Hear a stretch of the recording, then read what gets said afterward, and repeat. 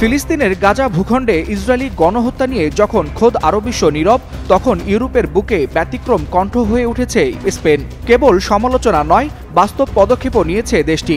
ইসরায়েলের সঙ্গে ৭০০ মিলিয়ন ইউরোর বিশাল অস্ত্রচুক্তি বাতিল করে সরাসরি বার্তা দিয়েছে মাদ্রিদ, গাজার রক্তমাখা অস্ত্র চাই না আমাদের সেনাবাহিনীতে।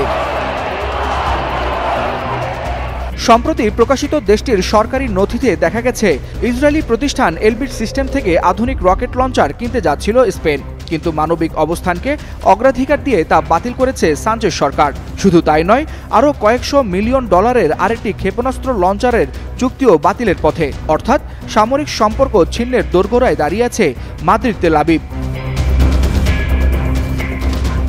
কূটনৈতিক মহল বলছে, স্পেনের এই অবস্থান ইসরায়েলের জন্য বড় মাথা ব্যথার কারণ, কেননা ইউরোপীয় ইউনিয়নের অন্য দেশগুলোর উপর পড়তে পারে এর প্রভাব। সামরিক বিশ্লেষকদের আশঙ্কা, স্পেনের পথ অনুসরণ করে ইউরোপের আরও রাষ্ট্র হয়তো ভবিষ্যতে ইসরায়েল বিরোধী অবস্থানে যেতে পারে, যা নেতানিয়াহুর কূটনৈতিক ফ্রন্টে এক অশনির সংকেত হয়ে উঠতে পারে।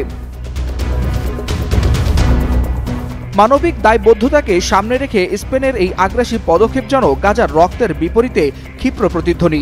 তবে এর জেরে ইসরায়েলের প্রতিক্রিয়া শুধু কপাল চাপড়ানোতেই সীমাবদ্ধ নয়, বরং ইউরোপে শত্রু বাড়তে থাকলে নেতানিয়াহুর অবস্থান আরও বেকায়দায় পড়তে পারে বলে মনে করছেন বিশ্লেষকরা। ওয়ালিউল হাসানাত, যুগান্তর নিউজ।